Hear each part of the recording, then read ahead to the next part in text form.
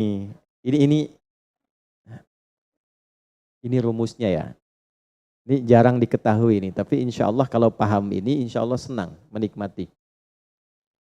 Tapi jaga ya, ini rahasia di antara kita aja nih. Gini, dalam fikih rizki itu ada 3 hal yang pokok. 1, rizki itu akan diberikan. Rumusnya ya, akan diberikan saat ikhtiar kita keluar. Apapun jenisnya. Sudah jelas itu. Ya. Itu ada di Quran surah ke-51. Sudah? Di ayat 22. Wa fis samaa'i rizqukum wa ma tu'adun. Dan di langit telah ditetapkan kadar rizkimu. Dan dijanjikan oleh Allah pasti diberikan. Nah, kapan itu diberikan? Ketika ikhtiar kita keluar. Jadi yang laki-laki, yang ikhwan ini, contoh ini, kita sudah siap saja untuk keluar, baru bawa map melangkah untuk menjemput rezeki Allah, ya, itu sudah ditetapkan keluar. Cuma sampainya kapan kita terima, nanti ada aturan lagi yang mengikat. Ya, sesuai dengan kadar niat nanti. Niatnya apa nih? Apakah mencari rezeki untuk kebutuhan dunia saja? Apakah mencari rezeki untuk mendapatkan ridha Allah? Ya kan? Niatnya bisa berbeda. Nah, berdasarkan niat itu nanti Allah arahkan untuk mendapatkan yang terbaik. Tapi berlaku hukum kedua, ikhtiar Anda itu telah mengeluarkan rezeki dan tidak akan menguranginya. Ya, paham dulu sampai sini dulu ya, pelan-pelan dulu. Nah, handphonenya turun dulu supaya fokusnya nyimaknya maksimal ya, supaya maksimal nyimaknya. Tenang, ini direkamnya bisa diulang nanti kalau supaya maksimal ngelihatnya. Jadi ini yang pertama dulu, rezeki sudah ditetapkan, pasti diberikan.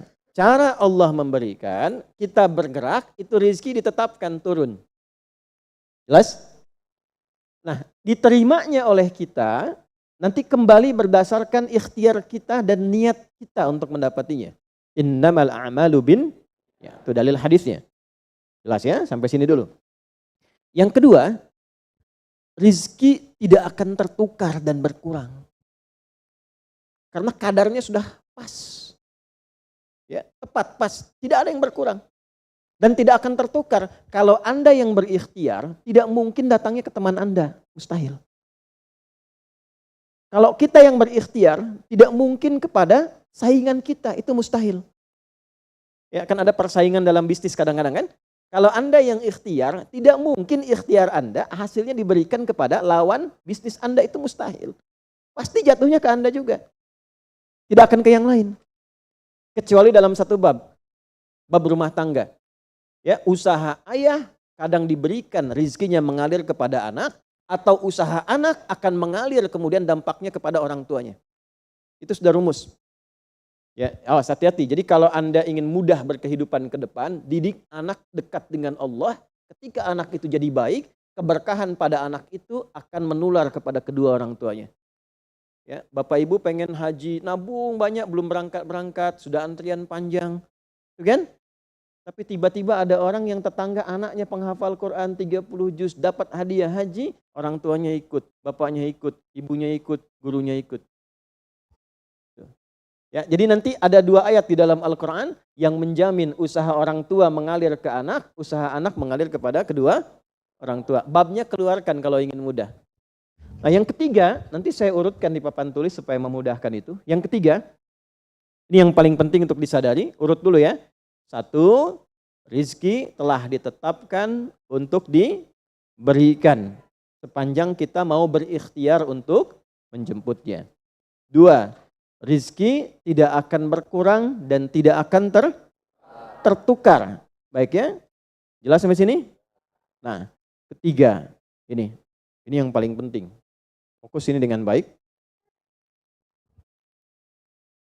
Rizki akan ditentukan keberkahannya berdasarkan nilai keimanan seorang hamba. Catat ya, rizki akan ditentukan kadar keberkahannya. Saya bicara berkah dulu tuh. Berdasarkan kadar keimanan seorang hamba. Yang ketiga ini kaidah khusus yang membedakan antara beriman dengan belum beriman. Sebab kita bisa bertanya kepada Allah, ya Allah, saya sudah beriman. Ada hambamu belum beriman. Apa yang membedakan iman saya dengan hambamu yang belum beriman terkait dengan persoalan rizki? Maka turun nanti ada ayat tentang rizki yang dikaitkan dengan iman. Sekarang kita praktekkan pelan-pelan. Ada rizki. Ada yang namanya rizki? Ada ya. Nah ini ya. Ini bab tentang Anda nih. 1. Pasti diberikan sesuai kadar ikhtiar. Loh. Ya? 2. Sifatnya tidak tertukar. Ya, putri boleh tertukar. Ada menteri yang tertukar, tapi tidak ada rezeki yang tertukar ya. Tidak tertukar sesuai dengan niat. Rizki nggak butuh alamat ya Pak. Begitu dapat langsung diberikan. Karena malaikat tuh kalau sudah turunkan nggak mungkin salah alamat tuh. Udah tercatat semua itu. Ya. 3. Kadar iman menentukan keberkahan satu rizki. Keberkahan rizki. Ini 3 ini. Ya. Ya, pelan-pelan. Ya, cara memahaminya bagaimana? Kalau ada yang bergerak, itu pasti rezeki diperintahkan ya untuk diturunkan. Tapi sekali lagi tadi, apakah itu akan langsung diterima atau nanti diakumulasikan, dikumpulkan, yang dengan pengumpulan itu di titik tertentu Allah berikan. Jadi kalau Anda misalnya belum dapat hari ini, belum dapat hari besok, sepekan nyari nggak dapat-dapat, tiba-tiba bulan yang ketiga dapat dan gajinya begitu besar tawarannya. Bahkan belum mulai udah dikasih ya pesangon misalnya untuk uang muka banyak sekali. Nah, cara memahaminya bagaimana? Bukan berarti ketika Anda dapat di situ besar, itu akumulasi kumpulan yang telah dikumpulkan dari ikhtiar Anda sejak awal. Paham nggak sampai sini? Paham ya? Nah, kenapa ada hukum demikian? Masuk ke sini dulu nih. Ya, saya mau tanya sebentar. Bapak Ibu, yang para ayah dulu ya, laki-laki lah terutama. Kalau mencari rizki dalam konteks bekerja ya, untuk materi. Karena rizki itu nanti ada ketenangan, anak-anak, keturunan itu rizki juga. Dalam konteks mencari materi, untuk makan, untuk minum dan sebagainya, saya tanya, untuk memenuhi kebutuhan hidup atau untuk mencari ridho Allah? Udah jujur aja, nggak usah. Bahas sini dulu. Udah, wajahnya nampak kok ini. Saya tanya, untuk kebutuhan hidup atau mencari ridha Allah? Nah, ini nomor 1. Nggak mau kalah dua-duanya. Ridha Allah. Ini sekedar dunia. Pelan-pelan ya. Ketika Anda mencari rizki hanya untuk dunia, maka yang berlaku hukum dunia. Ya. Semakin Anda bekerja keras, semakin Anda dapat. Semakin Anda kreatif, semakin mudah dapat. Ya, semakin pintar, semakin mudah dapatnya. Di sini tidak berlaku masalah iman. Karena semua sama, Allah tetapkan hukum dunia. Siapa yang bekerja keras, siapa yang mau kreatif, siapa yang punya inovasi, siapa yang makin pintar, mudah dia mendapatkan dunia. Ada ilmu menambah, dunia dapat. Man arada dunya, kata Imam Syafi'i, fa'alaihi bil ilmi. Siapa yang ingin menguasai dunia, dengan ilmu bisa dapat. Ini. Ada ilmu kreativitas, ada serius, sungguh-sungguh. Kerja yang serius, sungguh-sungguh. Itu kan? Di Tiongkok itu, kalau datang ke satu tempat, ketukin tiap pintu, nawarin barang. Ya, barang ditawarin, 1, 2, 3, 4, saking seriusnya. Orang mengerjakan apa, dia cari yang lain. Pernah dulu ada orang bukan muslim ke Saudi, mampir ke Jeddah hanya untuk lihat jemaah haji itu beli apa. Setelah itu dia pulang ke Tiongkok, ke Cina, ya. Musim berikutnya itu made in China. Semua buatan Cina tuh, yang tasbih Cina, yang sajadah Cina, dan harganya jauh di atas harga-harga standar. Itu tuh. Jadi kalau misalnya orang serius, sungguh-sungguh kreatif, inovasinya ada, bisa buat sesuatu yang orang lain nggak buat, dia bisa sukses. Hukum dunia. Gitu. Tapi semua apa yang didapatkan pun untuk memenuhi kebutuhan dunia saja. Nafsu ada di situ, persaingan ada di situ, ya, popularitas ada di situ. Makanya orang-orang yang kerjanya orientasi dunia itu pada umumnya, pada umumnya apa yang didapatkan hanya untuk memenuhi kebutuhan nafsunya saja. Selesai sampai sini. Nafsu itu kan nggak berhenti. Makanya perlombaannya berapa banyak? Ayo siapa yang duluan dapat 10 triliun? Siapa yang duluan dapat 20 triliun? Dunia. Dan nggak akan berhenti. Begitu dapat pengen nambah lagi. Dapat pengen nambah lagi. Walaupun yang dipakai mungkin tidak sampai ke situ. Sekarang saya tanya Anda ya. Mengumpulkan sesuatu yang tidak Anda gunakan bermanfaat tidak? Ya. Ibu misalnya mengumpulkan kayu bakar banyak sampai seruangan masjid ini, Bu. Ya. Tapi yang ibu pakai sehari cuma satu. Ya, dikumpulin 1, 2, penuh, tapi yang dipakai 1. Tapi nggak pernah puas melihat pengen lagi, sampai 10 masjid kayu dikumpulkan. Yang dipakai cuma 1. Kira-kira perbuatan semacam ini bermanfaat tidak? Nah, jika ada orang yang banyak bekerja, hanya membutuhkan sesuatu untuk memenuhi keinginannya saja, ketahuilah Anda terjebak dalam kehidupan duniawi. Mohon maaf sebesar-besarnya ya. Jadi kalau bekerjanya hanya untuk tambah tabungan lagi, cek saldo, bandingkan dengan teman-teman, tapi dari apa yang dikumpulkan tidak membuat Anda lebih baik. Ya, yang paling bahaya tuh gini, pas sakit carinya obat generik. Padahal kayaknya minta ampun gitu. Ya, itu menunjukkan bahwa ada sifat dunia yang menguasai. Pada diri pribadi pun bersifat masih kikir. Nah ini ya, ini yang berbahaya ini. Ya, kalau bekerjanya nggak ada masalah, serius dapat nggak ada masalah. Cuma yang dapat ini mengeluarkannya seperti apa? Kalau hanya mengumpulkan, hanya pamer, hanya untuk update, dia mau menyampaikan dengan pamernya, pakai hukum dunia, nggak bisa disalahkan dalam konteks dunia. Walaupun secara moral dalam hukum agama ini tidak dibenarkan. Jelas nggak sampai sini? Ya, sekarang saya tanya, ada nggak orang misalnya OKB misalnya, orang kaya baru gitu. Nah, baru kaya langsung pasang status, ada yang begitu? Ya, dapat mobil baru pasang status, ada yang begitu? Nah, ini biasanya semakin banyak dilakukan terjebak dengan hukum dunia. Tugas kita mendoakan, bukan mencela. Oh pasti si itu tuh, bukan ya, jangan seperti itu. Ya, tugas kita mendoakan kembali dan sehingga dengan doa itu mudah-mudahan sampai kepada jiwanya untuk bisa berubah. Sehingga diarahkan pada yang lebih baik.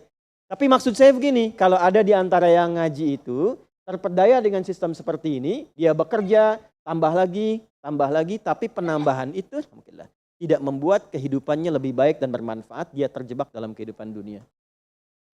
Pada akhirnya berlaku hukum akhir dunia. Hukum akhirnya? Fana. Dunia itu kan punya 2 arti, satu cepat, yang kedua rusak. Cepat, gak terasa, kayaknya baru kemarin kita ngaji ya, sekarang ketemu lagi. Cepat tuh. Ya ketemu teman, kayaknya baru kemarin main sama-sama. Ternyata sekarang udah punya cucu 4 gitu. Ya? Itu dunia tuh. Itu hukum dunia, cepat. Ya, cepat. Yang kedua rusak. Semua dunia itu akan fana, rusak, sifatnya hilang, habis. Kalau bukan kita meninggalkan dunia, dunia yang meninggalkan kita duluan. Ini saya sering katakan, ini ada gelas nih, menampung air. Airnya habis, didiamkan saja, jangan diapa-apakan. Ini kotor, rusak sendiri. Anda punya handphone, elektronik, simpan aja, nanti rusak sendiri. Sifat semua dunia itu rusak. Ya, di sepanjang kita berada di dunia, tubuh pun gak abadi.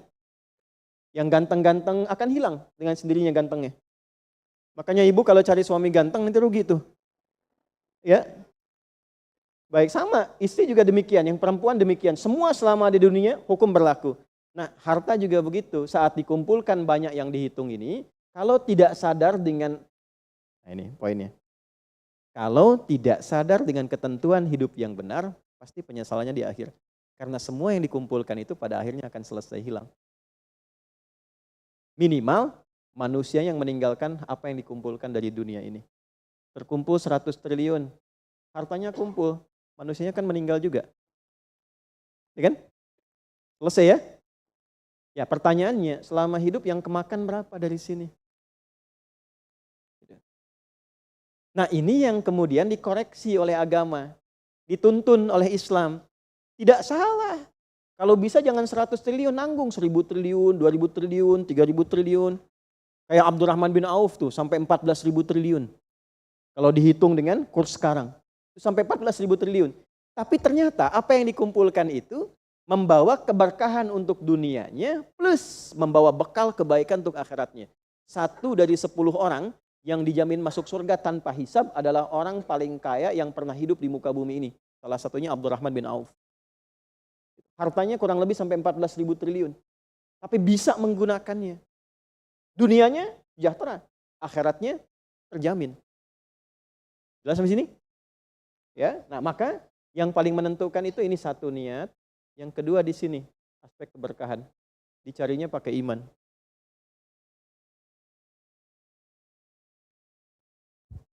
Maka niatkan yang pertama, upayakan setiap pencarian itu gunakan fungsi imannya untuk mencari ridha Allah. Maka ayatnya akan pindah ke ayat 172. Ya ayyuhalladzina amanu kulu min thayyibati ma razaqnakum. Hei orang-orang yang beriman, pakai imanmu untuk mencari kebutuhan hidupmu. Nanti aku siapkan, kata Allah, yang sesuai dengan kadar imanmu. Karena itulah kadang kelihatannya begini.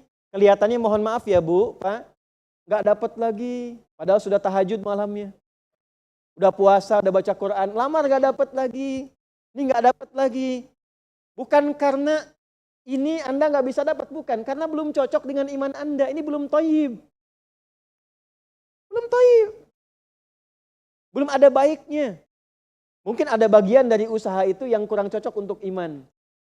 Tapi ikhtiar Anda mencari, itu oleh Allah ditetapkan. Setiap dia berangkat, tuliskan. Siap turunkan, siap turunkan. Cuma kapan diturunkan? Nah, itu kadang-kadang ada latihan untuk menguatkan keimanan kita. Sampai kita melewati semua perjalanan pencarian rezeki itu, baru diturunkan. Dan hebatnya, dalam mencari ini, Allah berikan bonusnya. Ada bonus pengalaman. Pernah sakit, pernah capek, pernah naik ini, pernah naik itu, tanpa sadar itu yang menempa dirinya menjadi sosok yang lebih kuat, lebih baik, yang ketika rezekinya diberikan seutuhnya, dia sudah bisa menggunakan rezeki ini sesuai dengan pengalaman sebelumnya. Nah, yang mahal tuh ini.